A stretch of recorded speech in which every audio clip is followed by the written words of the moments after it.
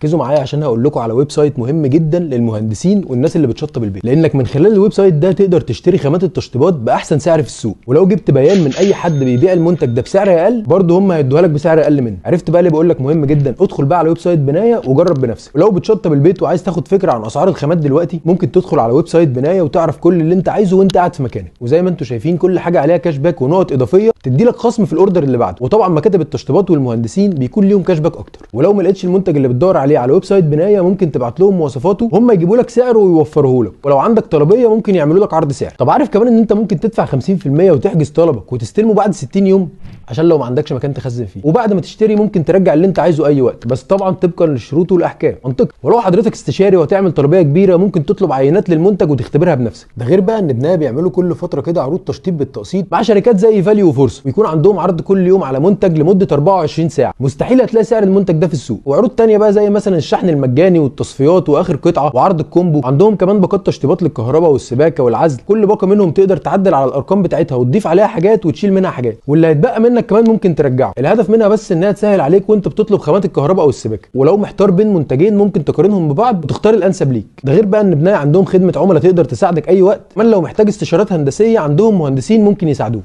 ادخل على ويب سايت بنايه وهتدعي لي. معلومه من المعماري.